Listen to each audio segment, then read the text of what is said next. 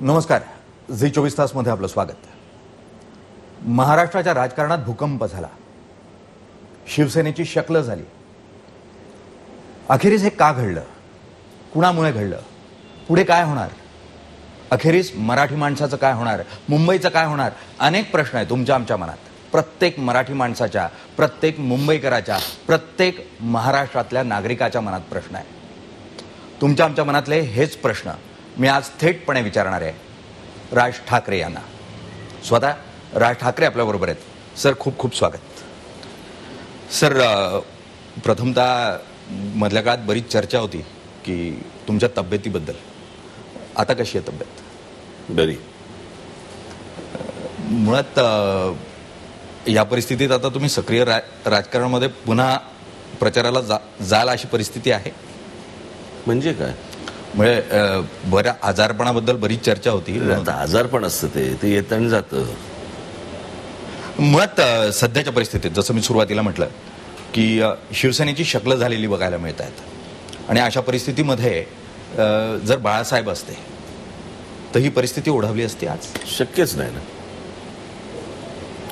याचं कारण ते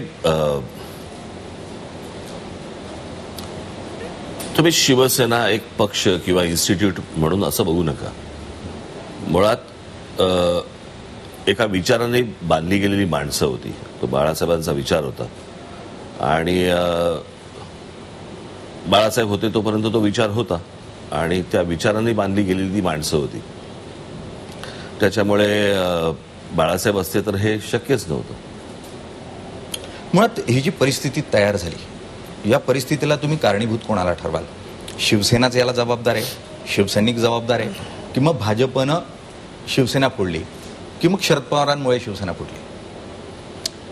मी त्या दिवशीच माझ्याकडे देवेंद्र फडणवीस आले होते. मी त्यांना सांगितलं, म्हटलं उगाच फोकटचं श्रेय घेऊ नका. मी म्हटलं जी गोष्ट घडलेली आहे, ते हसायला लागले जोरात. मी म्हटलं ती जी गोष्ट घडलेली आहे ती गोष्ट म्हटलं ना तुम्ही घडवली, ना अमित शहानी घडवली, ना भाजपने घडवली, ना अजून कोणी घडवली. याचं श्रेय तुम्हाला उद्धव ठाकरेंनाच द्यावं लागेल. जी गोष्ट घडलेली आहे त्याचं तुम्ही श्रेय कसं काय काढून घेऊ शकता? कारण हे काही एकदा घडलेलं नाहीये ना त्यांच्यामुळे. आत्ता पण जे काही सगळे आरोप प्रत्यारोप वगैरे सगळे झाले आणि सगळ्यांनी संजय राऊतना त्याला जोडून काढलं. संजय राऊतचा काय संबंध? मी समजू शकतो की तुम्हाला तो सकाळी रोज टेलिव्हिजनवरती यायचा, त्याच्या त्या एक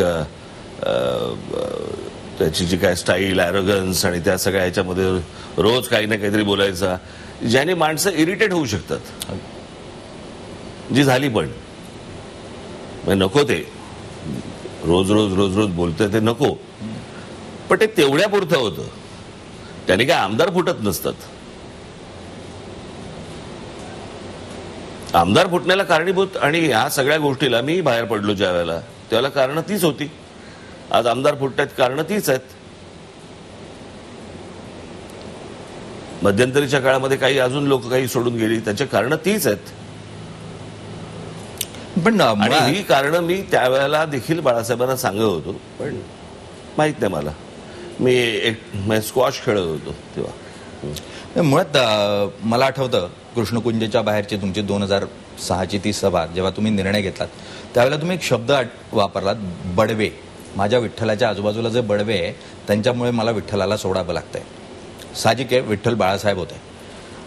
या परिस्थितीमध्ये परत बडव्यांवरच आरोप होतोय. तुम्ही बडव्यांवर आरोप केला, राणेंनी केला, भुजबळांनी केला. मुळात या परिस्थितीमध्ये पक्षप्रमुख म्हणून उद्धव ठाकरेंची काही जबाबदारी आहे किंवा नाही? म्हणजे यात उद्धव ठाकरेंची चूक वाटते किंवा वाटत नाही? मी जेव्हा बाळासाहेबांच्या भोवतीचे बडवे असं म्हटलं होतं त्यावेळेला हे सगळेच आले त्याच्यामध्ये. आता काहीतरी वेगळे, काहीतरी उद्धव ठाकरेंच्या बाजूला काहीतरी वेगळे बडवे आहेत असं नाहीये. हेच ते सगळे. पण राजकारणात असंही म्हटलं जातं आणि त्याही वेळेला चर्चा होती की मूळ स्त्री जी असते ती कुटुंब सांभाळतेही आणि तिच्यामुळं कुटुंब विखुरलंही जातं. शिवसेनेच्या बाबतीत म्हणायचं का की कुटुंबानं शिवसेना जी आहे ती विखुरली गेली किंवा फुटली? कसं आहे, म्हणूनच ना त्यावरती लोकांना थेट आरोप करता येत नाहीत. म्हणून मग संजय राऊत सारखा काहीतरी एक माध्यम निवडायचं आणि त्याला झोडत बसायचं आणि आपल्या मनातला राग त्याच्यावरती काढत बसायचा किंवा इतर अजून कोणावर तरी. मुळात कारणीभूत तेच लोक आहेत, कुटुंबातलीच लोक आहेत. राजकारणामध्ये आणि सगळ्या व्यवहारामध्ये ज्यावेळेला त्यांचा इंटरफेरन्स ज्यावेळेला वाढत गेला पहिल्यापासून, त्याच्यातनंच या सगळ्या गोष्टी घडत होत गेल्या. माझंही बाहेर पडणं त्याचमुळे होतं. आत्ताही तुम्ही एकांतात काहीतरी या आमदारांना किंवा शिंदेना विचारा, काय कारण काय तुमचं, हीच कारणं मिळतील. मुळात मातोश्रीचा राजकारणापेक्षा, चळवळीपेक्षा आणि विचारापेक्षा अर्थकारणात जास्त रस होता असं तुम्हाला कसं आहे, या सगळ्या ह्याच्यामध्ये चांगल्या काळामध्ये यायचं, सत्तेवरती यायचं, अजून कोणाला तरी चोंबळायचं आणि या सगळ्या ह्याच्यामध्ये मग चांगल्या काळात संपत्ती गोळा करायची आणि मग असला काहीतरी वाईट काळ आला की बाळासाहेबांच्या नावावरती सिंपती गोळा करायची. एवढेच उद्योग चालू आहेत. तेव्हा लोकांना विचारलं जात नाही आणि ज्या लोकांमध्ये ज्या गोष्टी भरलेल्या आहेत त्या गोष्टींचं तुम्हाला काही कौतुक नाही. कसं आहे, मी तुम्हाला एक गोष्ट सांगतो, असुरक्षित माणसं असतात ना, ते कधी प्रगती नाही करू शकत. ते कधी ह्याच्या खांद्यावरती त्याच्या खांद्यावरती असेच तो प्रवास करत असतात आणि मग कोणी उतरवलं की मग त्यांना त्यांची जाणीव होते, जागा कळते. अजून झाली की नाही मला माहित नाही. मुळात तुम्ही इशारा कोणाकडे करताय ते आम्हाला नीटपणे लक्षात येत आहे. मुळात तुम्ही ज्यांच्याकडे इशारा करताय त्यांना पक्षप्रमुख करण्यातही महाबळेश्वरच्या त्या अधिवेशनात तुम्हीच प्रस्ताव टाकला होता. बिलकुल. पस्तावताच? बिलकुल नाही. याचं कारण शिवसेना ही बाळासाहेबांची आणि बाळासाहेबांचं ते अपत्य आहे. त्या संपूर्ण काळामध्ये बाळासाहेबांच्या मनात काय चालू होतं आणि त्यांच्या मनातलं काय चालू होतं हे मला जाणवत होतं, मला माहिती होतं. राजकारणामध्ये अशा गोष्टी सांगितलेल्या लोकांना पचत नाहीत किंवा पटत नाहीत. पण तेव्हाही माझ्या मनात कधीही शिवसेना त्याचा प्रमुख व्हावं, अध्यक्ष व्हावं असं कधीच नव्हतं. मी अनेक बाळासाहेबांना ह्याच्याबद्दल पत्र पण लिहिलेली होती. मी त्याही काळामध्ये फक्त एकच गोष्ट विचारत होतो की माझा जॉब काय. म्हणजे तुम्ही इतरांवरती सगळ्या जबाबदाऱ्या टाकणार आणि मला फक्त तुम्ही निवडणुकीला फक्त भाषणासाठी बाहेर काढणार. मी भाषण ज्या वेळेला देतो त्यावेळेला मी कन्व्हिन्स असतो एखाद्या विषयामध्ये आणि कन्व्हिक्शनने मी ती बोलत असतो. मी बोलल्यानंतर जर समजा ती गोष्ट जर झाली नाही सत्तेतनं, तर मी पुढच्या वेळेला जाऊन त्यांच्यासमोर काय म्हणून भाषण करायचं. म्हणजे मी दुसऱ्यांच्या जीवावरती मी माझा शब्द टाकत बसायचा हे शक्य नव्हतं. आणि उरला विषय जर समजा ह्याचा तुमचा काय म्हणू आपण त्याला अध्यक्षपदाचा किंवा प्रमुख पदाचा, तो बाळासाहेबांचा निर्णय होता. आणि बाळासाहेबांच्या मनात काय होतं, मी बाळासाहेबांना महाबळेश्वरला सांगितलं, मी म्हटलं काका मला माहिती आहे तुझ्या मनात काय आहे. आम्ही अरे तुरेमध्ये बोलायचो. मी म्हटलं तुझ्या मनात काय मला माहिती आहे. उद्धवला म्हटलं तू अध्यक्ष कर. माझी फक्त विनंती एवढीच आहे, जाहीर मी करीत म्हणजे हा विषय बंद होईल. की राज का उद्धव म्हटलं हा विषय बंद होईल, मीच जाहीर करतो. इतर कोणी जाहीर करायची गरजच नाही. जर म्हटलं सगळ्या बातम्या आणि सगळ्या गोष्टी जर समजा माझ्या आणि त्याच्या नावाने येत असतील तर मीच विषय बंद करतो. त्याप्रमाणे तो विषय मी बंद केला. त्याच्यामुळे पस्तावण्याचा काही विषयच येत नाही. पण मुळात म्हणजे बाळासाहेबांचंही पुत्रप्रेम होतंच, ते त्या निर्णयातून जाणवत होतं. त्याला तुम्ही हिरवा कंदील दिला. पण देशाचा इतिहास सांगतो की पुत्रप्रेमामुळे राज्य बुडाली, सरकार खालची झाली, सत्ता गेली. याच पुत्रप्रेमामुळे शिवसेना बुडाली, फुटली असं म्हणायचं? अर्थातच ना. दुसरं कोण कारणीभूत आहे मला जरा सांगा. तुमची वागणूक, तुमचं सगळ्या गोष्टी ह्या पैशात मोजायच्या, पैशात तोलायच्या, पक्षाकडे कोणाकडे बघायचं नाही, लक्ष द्यायचं नाही. आणि मग सगळेजण काय सांगतात. आज पण मला तेच म्हणायचं की आता अनेक लोक म्हणतात नाही पण कसं आहे, आता उद्धवकडे आता हे जे सगळं चालू आहे याने सिंपती त्याच्याकडे जाते. मला काही कळलं नाही मला या सगळ्या गोष्टींचं, याच्यात सिंपतीचा काय संबंध येतो.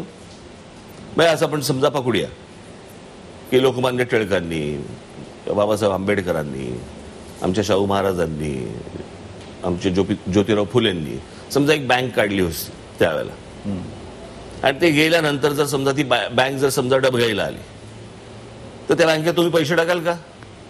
की नाही नाही नाही टिळकांनी काढली होती, नाही नाही बाबासाहेबांनी काढली होती म्हणून पैसे टाकाल का? नाही टाकणार ना. प्रश्न असा आहे की तो विचार, ती गोष्ट ही बाळासाहेबांची होती, ती बाळासाहेबांबरोबर गेली. आत्ताच्या शिवसेनेमध्ये तो विचार तरी आहे का? किंवा आत्ताचे जे कोण प्रमुख अध्यक्ष जे कोणी आहेत यांच्या अंगावरती मराठीच्या विषयामध्ये किंवा हिंदुत्वाच्या विषयामध्ये अंगावर एक केस तरी आहे का? मला जरा सांगा. किंवा एक मोर्चा काढलाय, काही आंदोलनं केली, काही आहे का? किंवा तुम्हाला इतकी वेळा तुम्ही भाषणं ऐकलीत, बाळासाहेबांच्या तोंडातली काही 2-4 वाक्य सोडलीत, बरोबर आहे, त्यांच्यातनं आलेली, याच्या पलीकडे काय हिंदुत्व मांडलं मला जरा सांगा.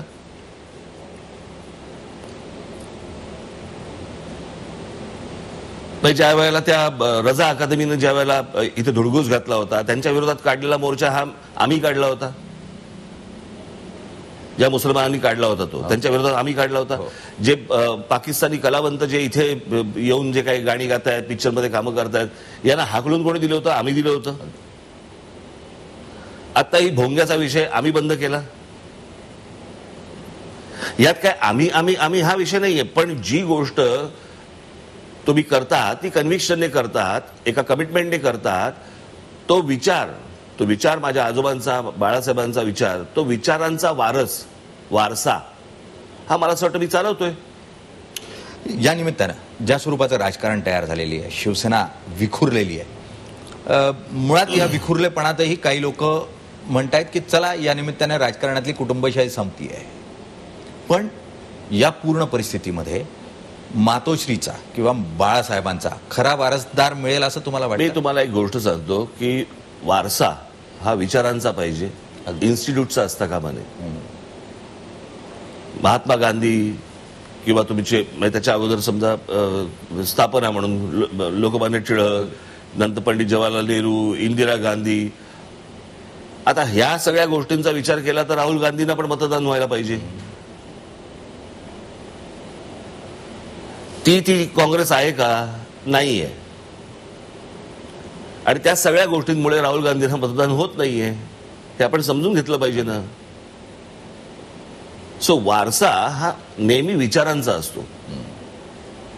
एक काहीतरी आपण मी दुकान टाकलंय, दुकानामध्ये माझे कोणीतरी काहीतरी कोणाचे तरी आजोबा चालवायचे, धोधो चालायचं. मग आता साधी गोष्ट आपण पकडूया ना की या सगळ्या ह्याच्यामध्ये मी परवा दिवशीच कोणाला तरी एक उदाहरण देत होतो. म्हटलं तुम्ही मार्मिक वाचता का? तर ते बोलले नाही. म्हणजे मला अजूनही आठवते ज्या वेळेला माझ्या बाळासाहेबांनी आणि माझ्या वडिलांनी ज्या वेळेला मार्मिक सुरू केला त्यावेळेला सहसंपादक दपा खांबेटे होते. त्यावेळेला मी जर चुकत नसीन तर त्यावेळेला 60 साली मार्मिकचा खप जवळपास 1 लाख होता. त्यावेळेला सगळ्या मासिकांना, साप्ताहिकांना धुवून काढलं होतं, कारण एक नवीन गोष्ट होती, एक व्यंगचित्र साप्ताहिक वगैरे. महाराष्ट्रात तसं काही नव्हतं. तो मार्मिक तुम्ही आज वाचाल का? आज जो येतोय तो वाचाल का? लोक वाचत नाहीत, लोक घेत नाहीत, बरोबर आहे. लोकांना माहिती नाही मार्मिक चालू आहे. का नाही वाचत? कारण त्या मार्मिक मध्ये बाळासाहेब नाही आहेत, बरोबर की नाही. सामना जेव्हा सुरू केला बाळासाहेबांनी त्यावेळेला सामनाचा खप काय होता? 2-3-4 लाख काहीतरी खप होता त्यावेळेला, खूप खप होता. आज तेवढा खप आहे का सामनाचा? नाही. काही ठराविक लोकांच्या घरी जातो, याच्या पलीकडे खप आहे का? तुम्ही चेक करून बघा, तुम्हाला तुमचं कळेल ते. का नाही वाचत लोक? कारण त्या सामन्यात बाळासाहेब नाही आहेत. मग जी शिवसेना सुरू केली ज्यात बाळासाहेब नाही आहेत, त्या फक्त गोष्टीवरती एका आठवणीने किंवा सिंपतीवरती तुम्ही 33 गोष्ट करत बसायची, काय अर्थ आहे त्या गोष्टीला? बरं, तो वारसा जपणारी माणसं असती तर भाग वेगळा, खरं. पण इथे फक्त संपत्ती आणि सिंपती याचाच खेळ करणारी माणसं आहेत. म्हणून मी त्या दिवशी जे लिहिलं ना, पहिल्या दिवशी हो, मी जे ट्विट केलं होतं ना, अगदी. की स्वतःच्या नशिबाला जो माणूस स्वतःचं कर्तृत्व समजतो ना, त्याचा राज सुरू होतो. ते नशिबाने चालू होतं त्यावेळेला. 2012 पर्यंत बाळासाहेब होते, तोपर्यंत त्या गोष्टी सुरू होत्या. नंतरची निवडणूक बाळासाहेबांच्या नावावरती आली. लोकांनी बाळासाहेब नाही आहेत म्हणून मतदान केलं. पुढची निवडणूक नरेंद्र मोदी पंतप्रधान त्यांच्या नावाने झाली, त्याचा फायदा यांना मिळाला. आता जो घोळ घालून ठेवला या लोकांनी, मला ही गोष्टच नाही समजत की ह्याने वाटेल तसं वागायचं, वाटेल त्या गोष्टी करायच्या. काहीतरी येऊन सांगायचं की मला कमिटमेंट दिली होती आणि मला सांगितलं होतं 2.5 वर्ष तुमचा मुख्यमंत्री. मला कळलं नाही. एका 4 भिंतीमध्ये तुम्ही सांगता की अमित शहानी मला कमिटमेंट दिली होती. त्यांची जाहीर भाषणं आहेत. पंतप्रधान नरेंद्र मोदींचं जाहीर भाषण आहे, ज्या वेळेला त्या व्यासपीठावरती उद्धव ठाकरे बसलेले आहेत आणि ते सांगतात की या निवडणुकीमध्ये विजय आपल्याला मिळणार आणि महाराष्ट्राचा मुख्यमंत्री देवेंद्र फडणवीस होणार. आहे ना भाषण? आहे. अमित शहाचं भाषण आहे, ज्याच्यामध्ये ते सांगतात की देवेंद्र फडणवीस मुख्यमंत्री होणार. आक्षेप का नाही घेतलात? निवडणुकीचे निकाल लागल्यानंतर तुम्हाला सगळ्या गोष्टींचा साक्षात्कार झाला की आपल्याला कमिटमेंट दिली होती म्हणून. बरं, ते सांगतात दिलेली नाहीये. का देतील? मी तुम्हाला साधी गोष्ट सांगतो. मला अजूनही आठवतंय की 88-89 ची गोष्ट असेल, 89. आणि त्यावेळेला मातोश्रीला होतं का सेंटर हॉटेलला होती, मला आता तेवढं आठवत नाही मला. पण त्यावेळेला बाळासाहेब होते, आम्ही सगळे होतो, गोपीनाथराव होते, प्रमोदजी होते. मला असं वाटतं त्यावेळेला ते अध्यक्ष वहाडणे होते बहुधा. आणि असे सगळेजण बसलेले होते. आणि मग त्यावेळेला असा एक फॉर्म्युला ठरला की ज्याचे जास्ती आमदार त्याचा मुख्यमंत्री. सगळ्यांनी मान्य केलं. त्या 90च्या मला असं वाटतं निवडणुकीमध्ये शिवसेनेला काहीतरी 54 काहीतरी आमदार निवडून आले आणि 42 का काहीतरी भाजपचे निवडून आले. त्या सगळ्या बोलण्यानुसार मनोहर जोशी विरोधी पक्षनेते झाले आणि मग त्यावेळेला भुजबळांचं बंड झालं, त्याच्यामध्ये शिवसेनेचे आमदार कमी झाले आणि मग गोपीनाथ मुंडे त्या कमिटमेंटप्रमाणे विरोधी पक्षनेते झाले. 95ला निवडणुका झाल्या, त्याप्रमाणे मला असं वाटतं 71 का 72 शिवसेनेचे निवडून आले आमदार आणि 61 का 62 का असं 63 काहीतरी भाजपचे काहीतरी निवडून आले. त्याप्रमाणे मनोहर जोशी मुख्यमंत्री झाले, त्याच्यानंतर नारायण राणे मुख्यमंत्री झाले. मला आठवत नाही कधी भारतीय जनता पक्षाकडनं असा प्रस्ताव आला की नाही 2.5 वर्ष आम्हाला द्या म्हणून. मग जर समजा युतीमध्ये हा एक फॉर्म्युला ठरलेला आहे तर तुम्ही का बिघडवताय आणि तुम्ही का सांगताय की 2.5 वर्ष आम्हाला मिळाली पाहिजेत? मुळात ज्याचे जास्ती आमदार त्याचा मुख्यमंत्री हे ठरलेलं आहे. ते तोडलं तुम्ही आणि ज्यांच्या विरोधात तुम्ही प्रचार केलात. मला आत्ताची सिच्युएशन बघतो ना, मी ज्या वेळेला ही परिस्थिती बघतो त्यावेळेला मला असं वाटतं ना, चुकीचा कॅरम फुटतो माहितीये. चला, कोणाच्या सोंगट्या कोणाच्या भोकात तेच कळत नाही. कोण कुठे आहे. आता मला असं वाटतं लोकांना हे समजत पण नसेल आपण मतदान कोणाला केलं होतं. की मतदान झालं, मतदान झाल्यानंतर निकाल आले, निकाल लागल्यानंतर एके दिवशी पहाटे एक शपथविधी झाला राज्यपालांकडे, देवेंद्र फडणवीस आणि अजित पवार. मग ते फिसकटलं. मग शरद पवार आणि मग उद्धव ठाकरे यांची बैठक झाली, भेट झाली वगैरे वगैरे. मग उद्धव ठाकरे, शरद पवार आणि काँग्रेस अशी युती झाली आणि मग त्याचं एक सरकार बसलं. मग त्याच्यातनं काही आमदार फुटले, मग ते भाजपकडे गेले आणि आता भाजपचे झालेत, सत्ता आली आहे, मुख्यमंत्री जे फुडून गेले त्यांचे. काय चाललंय महाराष्ट्रात? अगदी असा महाराष्ट्र राजकीय दृष्ट्या कधीच बघितला नाही आपण. याचं कारण लोकांच्या मतांची किंमत नाहीये ना. आणि त्याच लोकांना भावनेच्या आहारी जाऊन तुम्ही सतत मतदान जे करत बसता की नाही बाळासाहेबांचे होते म्हणून आम्ही मतदान करतो. कुठे आहे बाळासाहेब?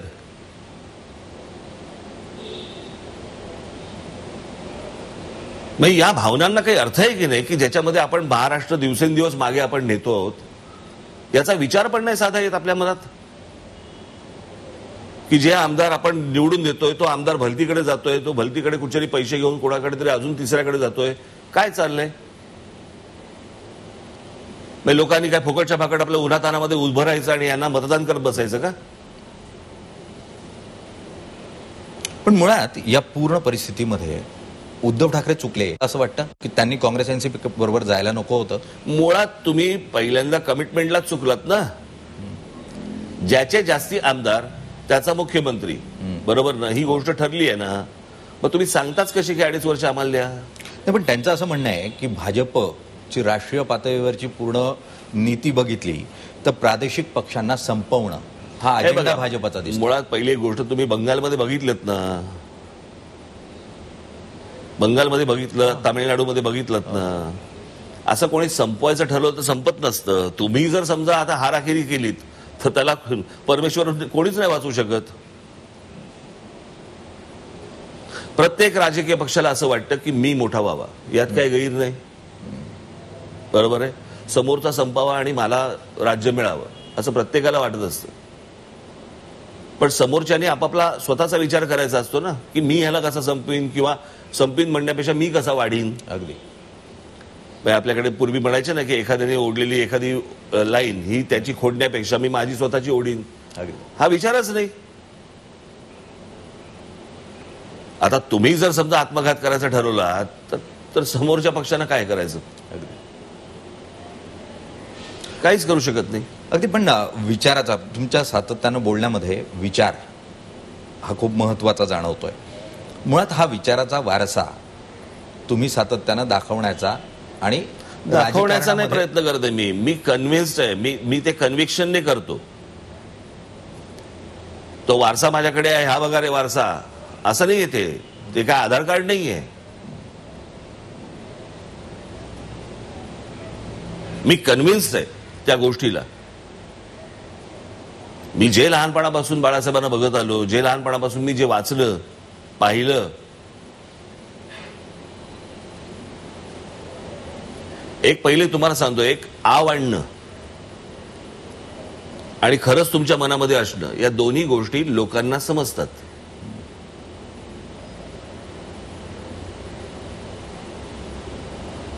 त्याच्यामुळे मी काय आव नाही आणत आहे त्या गोष्टीचा.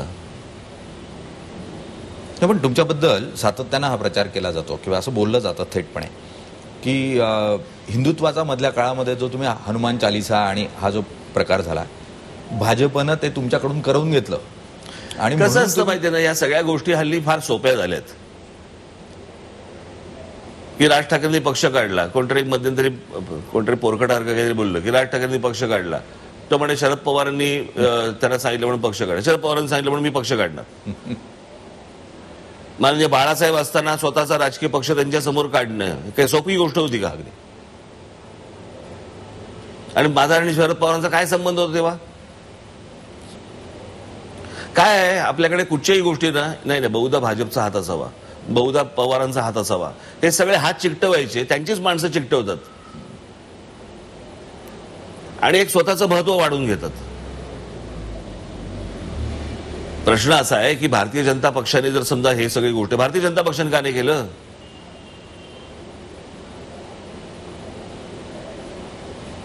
मी खरंच आता त्यांच्या त्या कोणतरी त्या कोण बोलल्या नाही का प्रवक्त्या, ज्यांना काहीतरी काढून टाकलं वगैरे काहीतरी, खरं तर ते मोहम्मद पैगंबराबद्दलचं काय त्यांनी जे ऐकलेली गोष्ट फक्त ती उद्धृत केली होती तिकडे, तर त्याच्यावरती सगळ्यांनी माफी मागायला सुरुवात केली.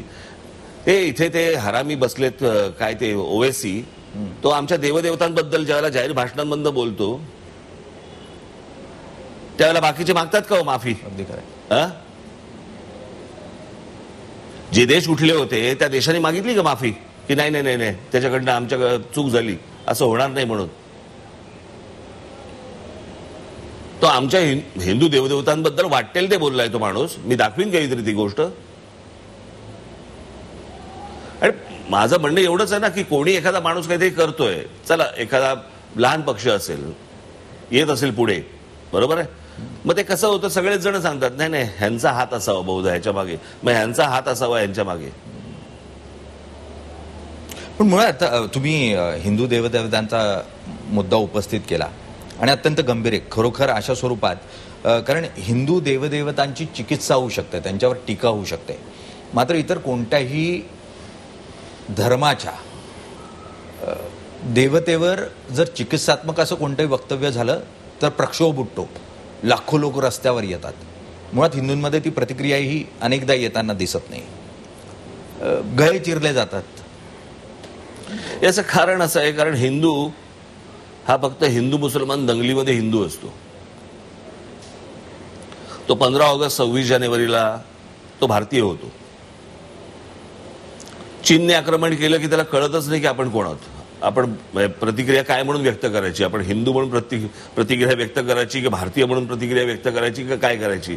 आणि जर समजा जास्तीत जास्त बहिष्कार टाकायचा प्रयत्न केला आणि खालची जर चायनीजची गाडी बंद झाली तर करायचं काय, अशा तो कम्प्लीट असा कन्फ्युजन मध्ये असतो.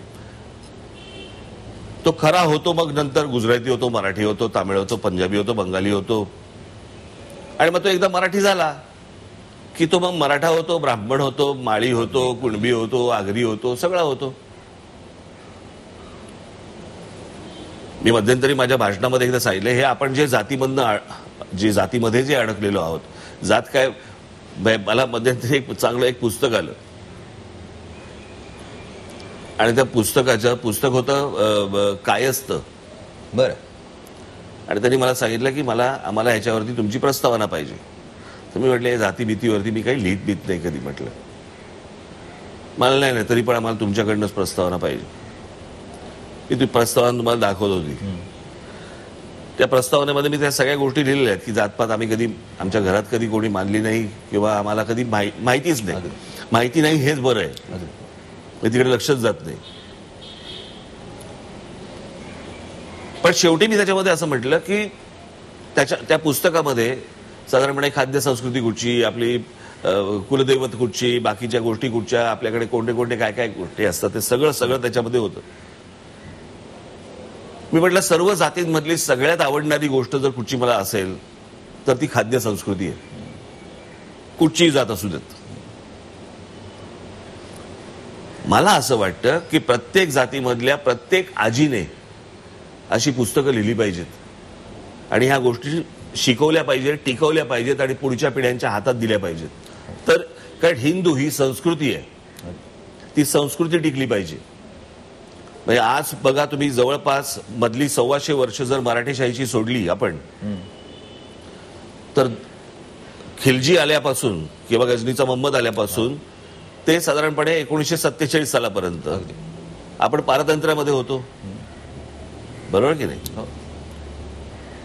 पण आपल्या संस्कृतीत काही फरक पडला का? आपल्या महिला असतील तरी कुंकू लावणं, मंगळसूत्र घालणं, काही आपले सण साजरे करणं, साड्या घालणं, वेगवेगळ्या प्रकारचे पोशाख असतात आपल्याकडे राज्यामध्ये, हे आपण विसरलो का? घालवले का? नाही गेले. याचं कारण ही संस्कृती आहे. आणि ज्या वेळेला धर्माची गोष्ट येते, हे जेव्हा गळेबिळे चिरतात ना, तुम्ही आता बोललात ते, धर्माची ज्यावेळेला गोष्ट येते त्यावेळेला हे जास्तीत जास्त असुरक्षित असतात, कारण तो संपला की ते संपले.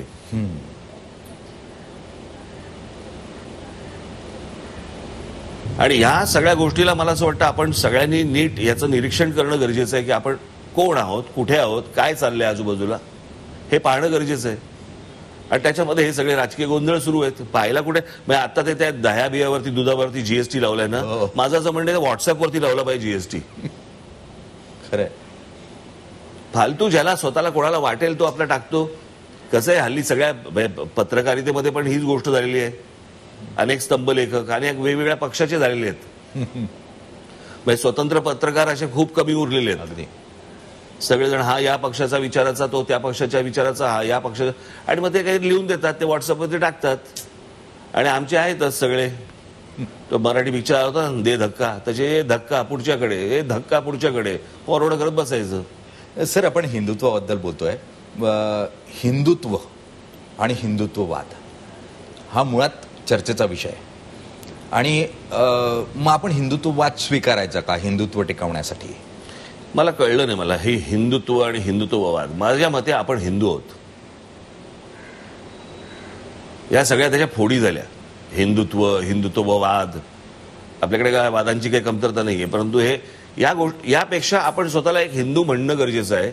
याच्यावरती तुम्हाला आठवत असेल तर मी माझ्या अधिवेशनामध्ये मी सांगितलं होतं की माझ्या धर्माला जर समजा तुम्ही नख लावलं तर मी हिंदू म्हणून अंगावरती येईन, आणि माझ्या जर समजा भाषेला आणि माझ्या मराठीला जर समजा तुम्ही नख लावलं मी मराठी म्हणून अंगावरती येईन. आपण मराठी आहोत, आपण हिंदू आहोत. मला असं वाटतं ही गोष्ट टिकवणं गरजेचं आहे. आपला सांस्कृतिक वारसा टिकवणं गरजेचं आहे. आपण पण जर समजा त्यांच्यासारखे फॅनॅटिक झालो, आपण धर्माभी मानी असलो पाहिजे. अगदी आपण धर्मांध असता कामा नये. अगदी कळलं का? ते तसे वागतात म्हणून आपण तसे वागलं पाहिजे, गरज नाहीये. किंबहुना होता पण कामा नये आपण. म्हणजे असल्या गोष्टींचं अनुकरण करून चालणार नाही आपल्याला. आपण जे आहोत, आपल्या ज्या गोष्टी आहेत, व्हॅल्यूज ज्या आहेत इतक्या वर्षांच्या, हजारो वर्षांच्या, मला असं वाटतं त्या टिकवणं गरजेचं आहे. त्या पुढच्या पिढ्यांच्या हातामध्ये देणं गरजेचं आहे. त्या टिकणं गरजेचं आहे. अगदी खरं आहे. तुम्ही जर म्हणतायत मुळात तोच विचार शिवाजी महाराजांनी हिंदुत्वाचा अर्थातच दिलेला होता. 18 पगड जाती आणि अगदी मुस्लिमांनाही बरोबर घेऊन स्वराज्य उभं राहिलं. मुळात तुम्ही एक उल्लेख केलात की बाळासाहेबांनी काढलेली शिवसेना, बाळासाहेब गेले, आता विचारही गेला अशी स्थिती तयार झाली आहे. पण मराठी माणसाला असं वाटतं की मुंबई टिकली, वाढली, जगली, मराठी माणूस जर जगला तर तो शिवसेनेमुळे जगला. म्हणूनच मी तुम्हाला सांगतो ना की हा विचार आहे, हा विचारांचा वारसा. मला एक साधी गोष्ट सांगा. मराठी आता या दुकानांवरच्या पाट्या, महाराष्ट्र नवनिर्माण सेनेने ज्यावेळेला आंदोलन केलं, त्यांना ज्यावेळेला एक वेळ दिली, आज 10 दिवस उरलेत, 9 दिवस उरलेत, 8 दिवस उरलेत, ज्यावेळेला सगळीकडे लागलं त्यावेळेला धनाधन सगळीकडे मराठी पाट्या सुरू झाल्या. सगळ्या शहरांमध्ये, सगळ्या ठिकाणी मराठी पाट्या केल्याचे आंदोलन हे कोणी केलं? आम्ही केलं. तुम्ही जे मोबाईल फोनवरती जे मराठी ऐकता, बरोबर आहे की तुमचा कॉल काय वेटिंगवरती आहे किंवा काय, जे मराठीमध्ये ऐकता, जे मराठीमध्ये नव्हतं, जे फक्त हिंदी आणि इंग्लिशमध्ये होतं, बरोबर की नाही? ज्या वेळेला या सगळ्या लोकांची ज्यावेळेला कान पेळले, त्याच्यानंतर या सगळ्या गोष्टींच्या मराठीत सुरू झाल्या. हे आम्ही केलं, बरोबर ना? हो. आज त्या रेल्वे आंदोलनामध्ये आज हजारो मराठी मुलांना नोकऱ्या लागल्या. त्याच्यामुळे विचार हा जिवंत आहे की नाही आहे ही गोष्ट पाहणं गरजेचं आहे. तो विचार कोणाकडे आहे? आता साधी गोष्ट, जो शिवछत्रपतींनी जो विचार दिला, बरोबर ना, हिंदवी स्वराज्याचा जो विचार दिला, अगदी तो विचार घेऊन पुढे मराठेशाहीमध्ये पेशव्यांनी, बाळाजी असतील, विश्वनाथ असतील, पहिले बाजीराव असतील, यांनी थेट आटोकपर्यंत आपला अटकेपार नेला ना, झेंडा आटोक किल्ल्यावरती लावला ना, भगवी पताका लागली ना. तो विचार कोण नेतोय की आपल्याच कुटुंबातला नेतोय महत्वाचं ते नाहीये ना. विचार कोण पुढे नेतोय, विचार टिकतोय की नाही ही गोष्ट सगळ्यात महत्वाची आहे. विचार कोण जिवंत ठेवतोय आणि तो पुढे नेतोय, मला असं वाटतं लोकांनी ही गोष्ट पाहणं गरजेचं आहे. ज्या वेळेला मराठीशाहीने, पेशव्यांनी ज्या वेळेला शिवछत्रपतींचा विचार ज्या वेळेला पुढे नेला, त्या लोक असं नाही बोलले कोण तुम्ही कोण नेणारे पुढे, असं नाहीये. तो विचार आहे. बाळासाहेबांनी दिलेला हाच विचार काँग्रेस एनसीपी बरोबर गेल्याने मोडीत निघाला. दिसतोच आहे ना तुम्हाला, दिसलाच ना. अनेक धोरणं बघितली जर त्यांची त्यावेळेची सरकारमधली, तर काय होती धोरणं? मला एका होर्डिंगवरती तर कमाल झाली. म्हणजे बाळासाहेबांचा शिवसेना प्रमुख, हिंदू हृदय सम्राट तर गेलंच होतं ते, बरोबर आहे. ह्यांनी काढून टाकलं सगळ्या होर्डिंगवरचं, कारण काँग्रेस एनसीपी बरोबर आहे म्हणून हिंदू हृदय सम्राट बाळासाहेबांच्या समोरचं काढून टाकलं. आणि एका होर्डिंगवरती, उर्दू मधल्या एका होर्डिंगवरती बाळासाहेबांच्या अगोदर काय लागलं? जनाब.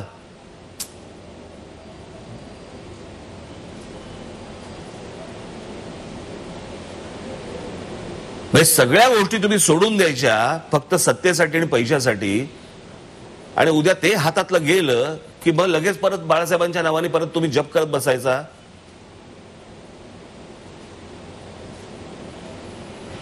मराठी माणसाने फक्त एवढंच बघत बसायचं का?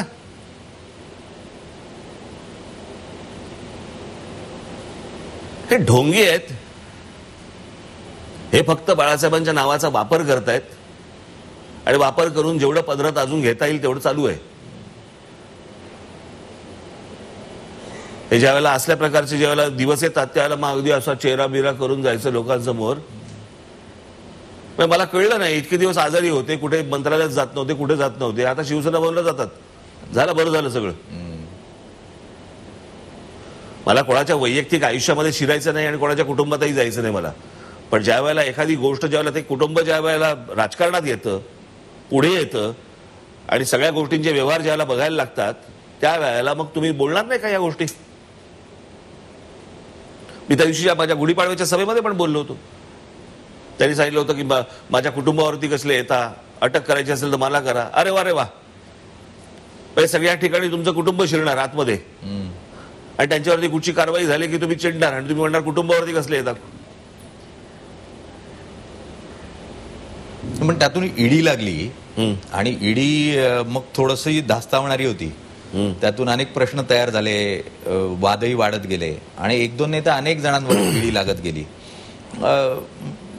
मुळात ईडीच्या माध्यमातून आम्हाला संपवण्याचा प्रयत्न करण्यात आला, अशा स्वरूपाचा प्रचार झाला.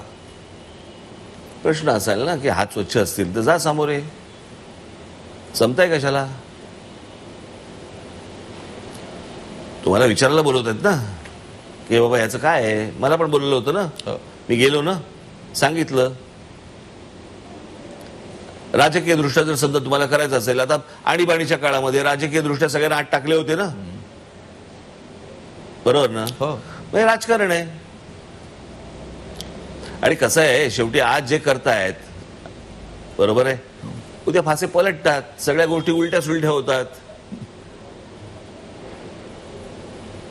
या होतच आल्या. काँग्रेसचं सरकार होतं, काँग्रेसच्या सरकारमध्ये ह्या गोष्टी झाल्या. आता भाजपचं आलं, भाजप आता त्याच गोष्टी करते. म्हणून मी मागे एकदा म्हटलं होतं माझ्या भाषणामध्ये की आपण करत असलेले एखादं धोरण, अगदी तो आपण एक पायंडा पाडतो, अगदी, आणि तो पायंडा जर समजा चुकीचा पायंडा पाडला आपण, तर पुढचे येणारे हे त्याच्यापेक्षा दुपटीने ती गोष्ट करायला लागतात. त्याच्यामुळे आपण पाऊल टाकताना जपून पाऊल टाकलं पाहिजे, विचार केला पाहिजे या गोष्टींचा की हे उद्या उलटून आपल्या अंगावर नाही येणार. पण ते ईडी बाबतीत तुमच्यावर आक्षेप आणि टीका ही उघडपणे अशी होते की ईडी लागल्यापासून तुम्ही थोडं भाजप प्रणित अशा वक्तव्यांकडे वळालात. म्हणून काय संबंध त्याचा? मी त्या दिवशी माझ्या ठाण्याच्या सभेत बोललो ना, ज्यावेळेला टीका करायची त्याला टीका करणार. पण जर समजा तिकडे काश्मीरमध्ये 370 कलम जर रद्द झालं तर त्याचं अभिनंदन नाही करायचं?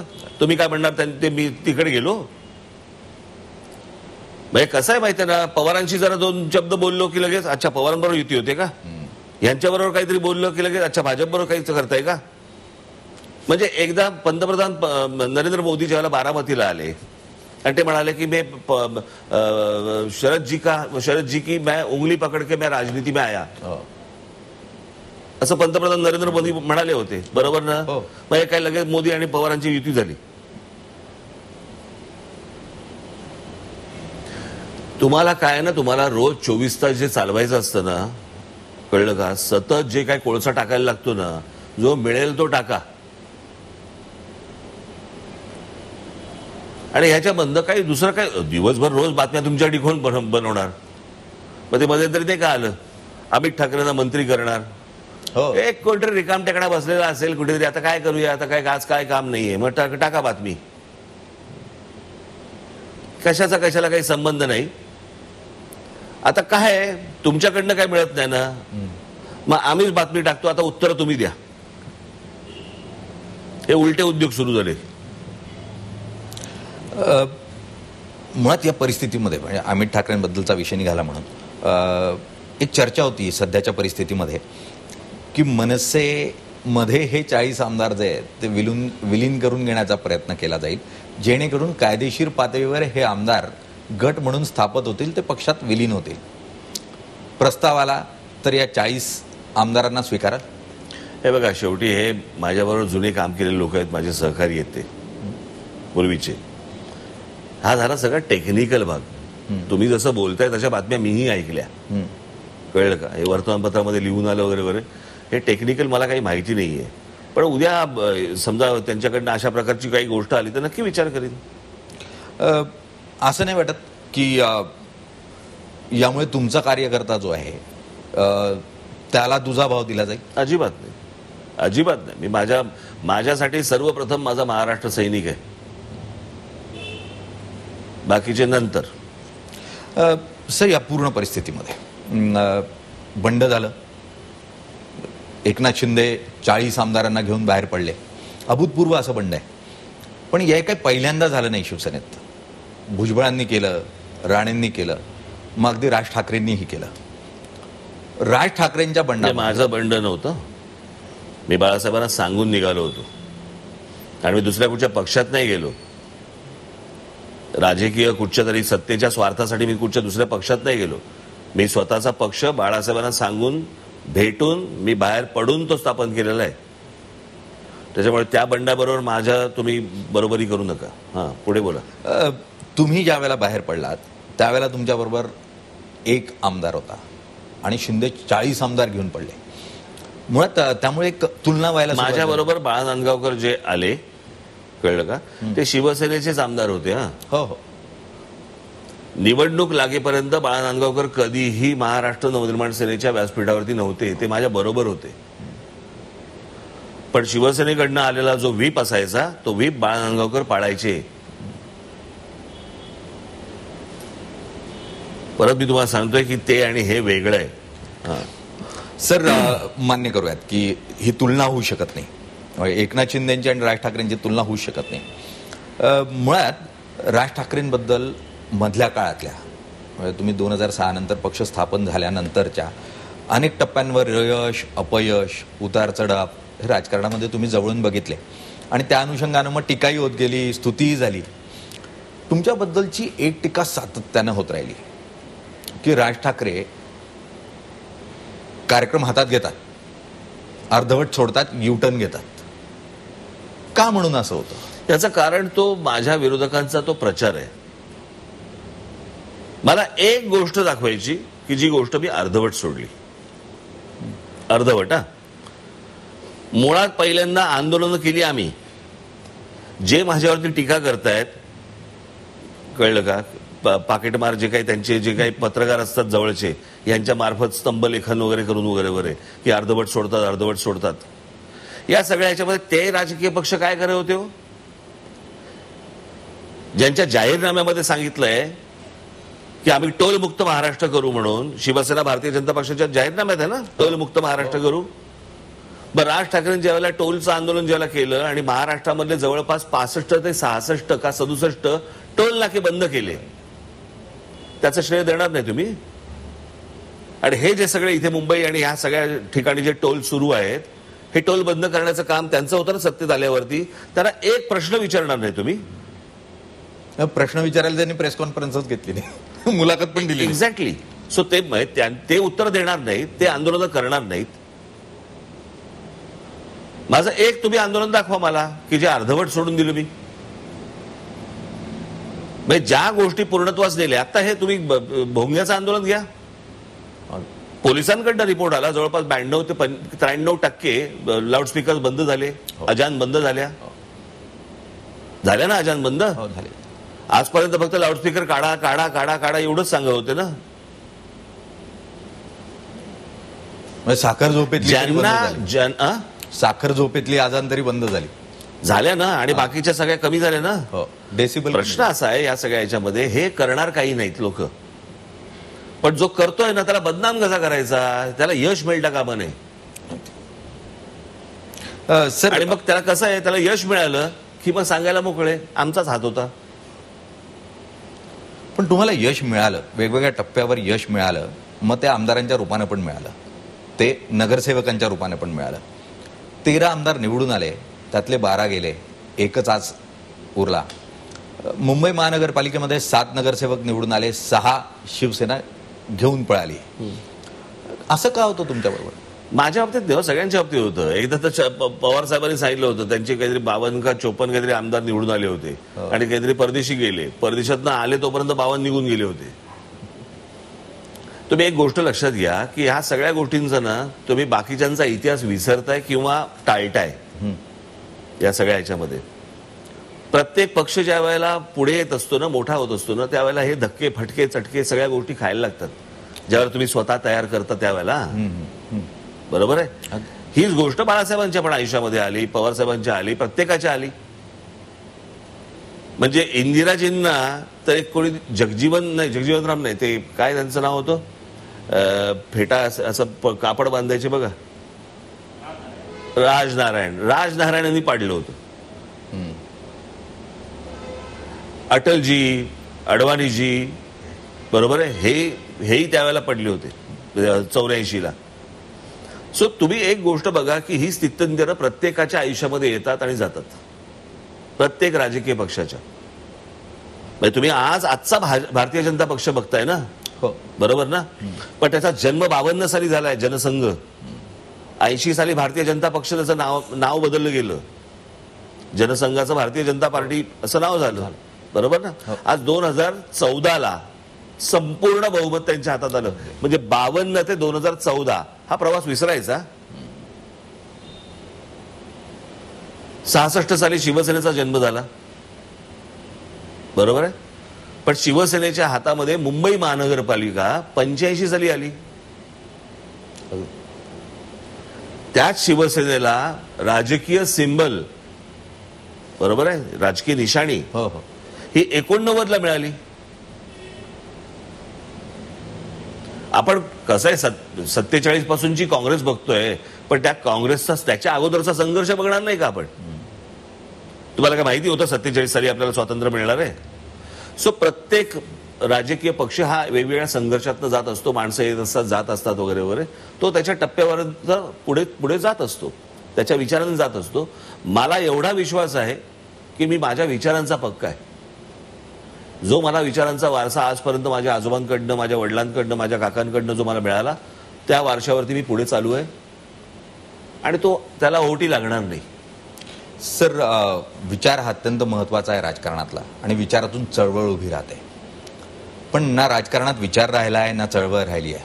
आणि आता राजकारण बघितलं की फक्त अर्थकारण इतक्यापुरतंच राजकारण पाहायला मिळतं. मग त्यातून आमदार फुटतात.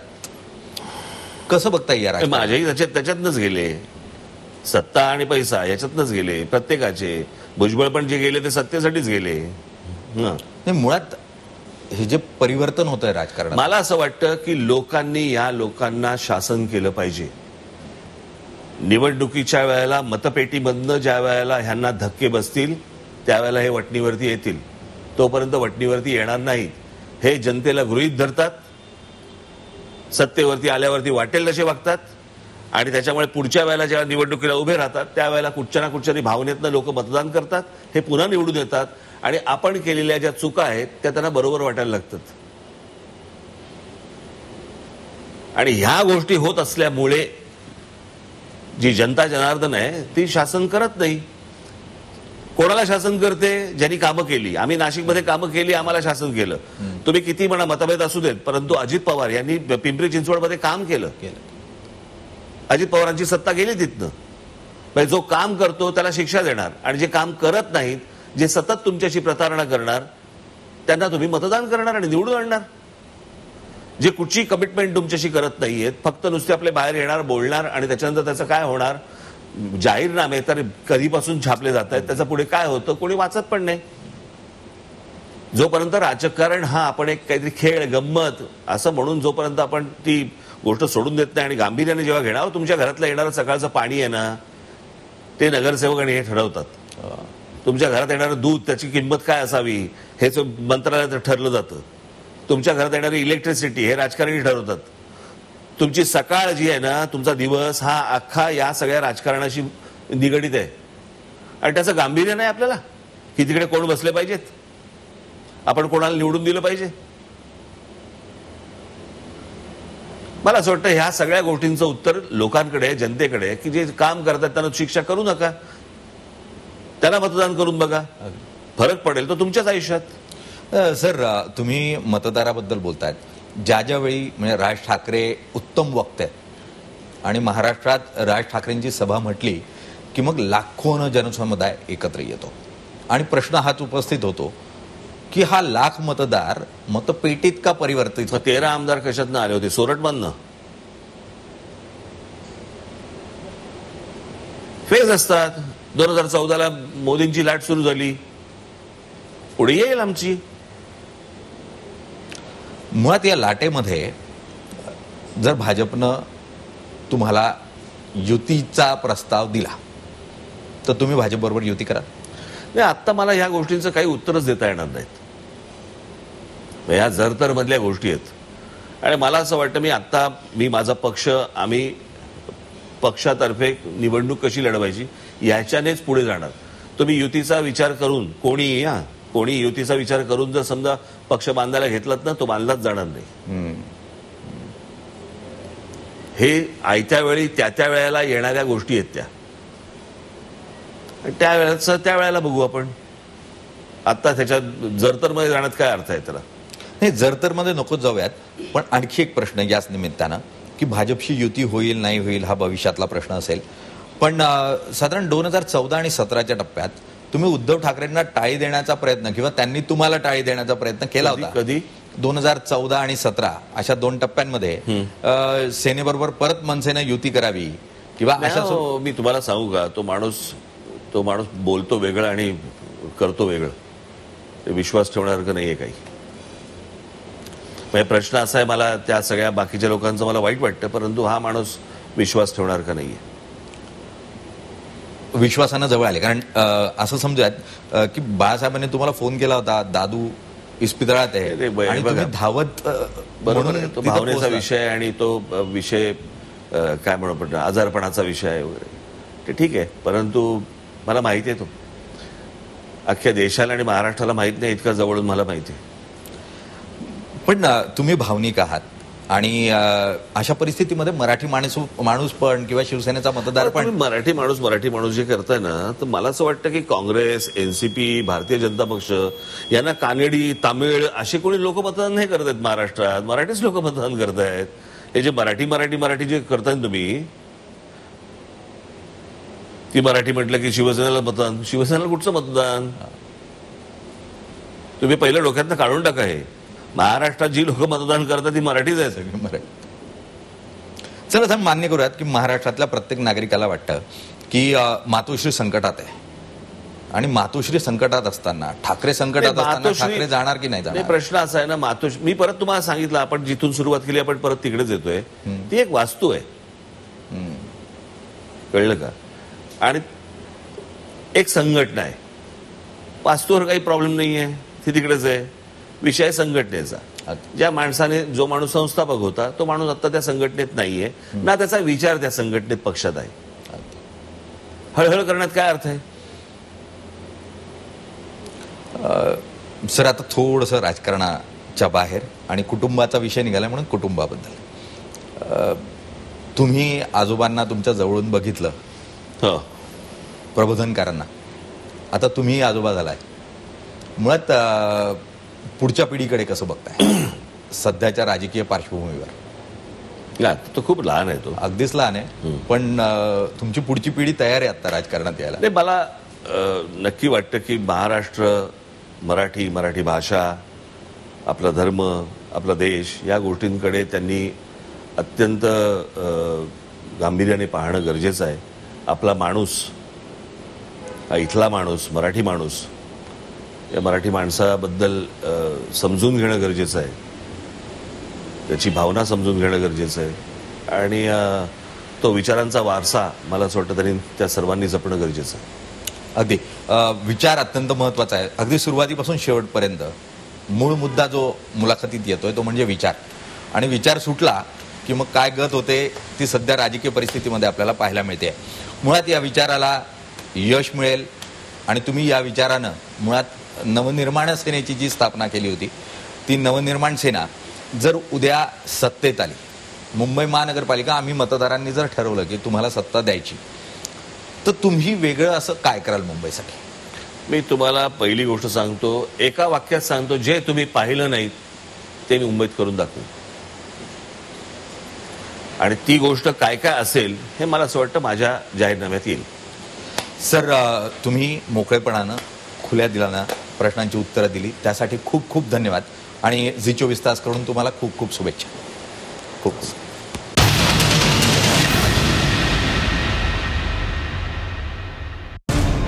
मराठ्यांची तळपती तलवार म्हणजे